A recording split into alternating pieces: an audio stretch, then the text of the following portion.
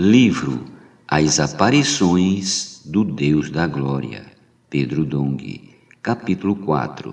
Tema desta semana: Abraão creu em Deus. Meta de hoje: leitura das páginas 53 a 56. O chamamento de Abraão.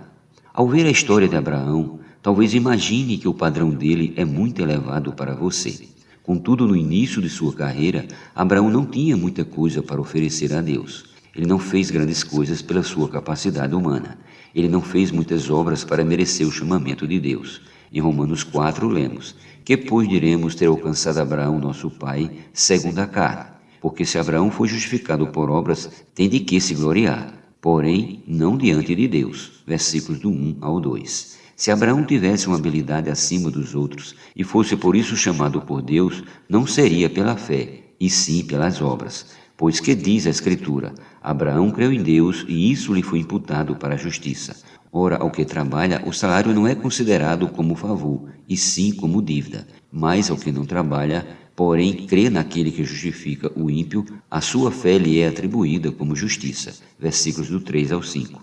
Embora ele tenha sido escolhido de uma forma especial para uma missão extremamente importante, que mudaria o rumo da trajetória daqueles que seriam chamados por Deus ao longo da história da humanidade, ele não foi chamado em razão das suas obras. Da mesma forma, Deus conhece a nossa debilidade e não exigiria de nenhum de nós uma grande fé como um pré-requisito para nosso chamamento.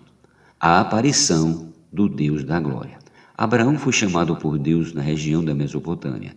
Estevão, em seu discurso em Atos dos Apóstolos, disse: varões, irmãos e pais, ouvi.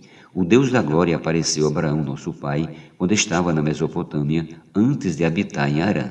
Atos 7:2. Faz toda a diferença quando o Deus da Glória aparece a você. Você não precisa ser forte e competente. Você só precisa da aparição do Deus da Glória. O mesmo Deus da Glória que apareceu a Abraão deseja aparecer e falar com você. Deus irá fazer você diferente depois da sua aparição.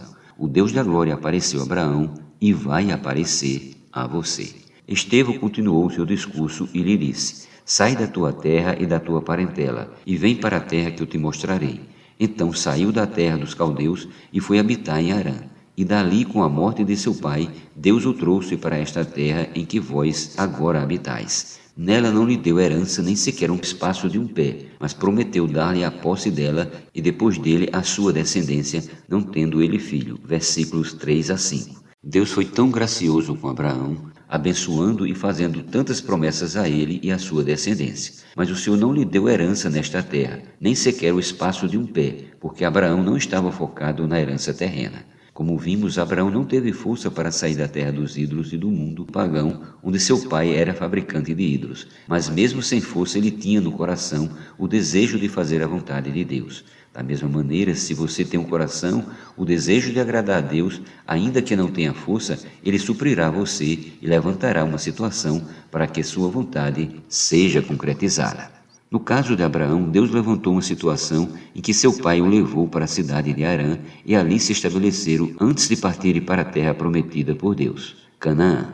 Tomou Tera a Abrão, seu filho, e a Ló, filho de Harã, filho de seu filho, e a Sarai, sua nora, mulher de seu filho Abrão, e saiu com eles de Ur dos Caldeus para ir à terra de Canaã. Foram até Harã, onde ficaram. Gênesis 11:31. Não sabemos exatamente por que o pai de Abraão resolveu sair de Ur dos Caldeus. De qualquer forma, Deus usou essa situação para acelerar os passos de Abraão, fazendo-o sair daquele lugar, que embora fosse uma cidade estratégica para o comércio de quem era fabricante de ídolos, era extremamente perigoso, porque tudo ali era contra Deus. Mas Tera os levou somente até Harã, onde permaneceu até sua morte. Como Abraão não tinha filhos, pois sua esposa Sara era estéril, Tera deve ter pedido para ele adotar seu sobrinho, cujo pai, Harã, teria morrido em Ur. Dessa forma, Ló foi com Abraão, descumprindo assim parte da ordem de Deus, quando o chamou para sair da sua terra e da sua parentela. Mesmo quando na segunda vez disse a Abraão para ele sair de sua terra, de sua parentela e da casa de seu pai, e ir para a terra que ele mostraria, ele ainda levou Ló consigo. Gênesis 12:1. Era como se dissesse: vá somente você e sua esposa. Outra coisa interessante no chamamento de Deus a Abraão é quando ele diz: sai da casa de teu pai. Aqui não se refere apenas à pessoa do pai, mas também sua origem, tradição, cultura e os negócios do pai. O pai sobrevivia e sustentava a família com o comércio da fabricação de ídolos. Portanto, permanecer na casa do pai significa se tornar um herdeiro espontâneo dos negócios da família. Além disso, Deus lhe disse para sair da terra onde vivia e sobrevivia e ir para a terra que lhe mostraria. Muitos de nós que servimos a Deus e cooperamos com Ele para o avanço de sua obra, recebemos nosso chamamento no auge de nossa carreira profissional, com um ótimo salário e com a possibilidade de futuro brilhante na empresa. A exemplo do que ocorreu com Abraão, abrimos mão do que poderia ser a nossa chance de prosperidade material e optamos pela vontade do Senhor em detrimento da nossa. Em nossa fragilidade humana, pensamos: como largar tudo e servir a Deus sem saber do futuro? Como vou sustentar minha família, os meus filhos? Eu particularmente lutei por alguns anos. Finalmente o Senhor Jesus venceu.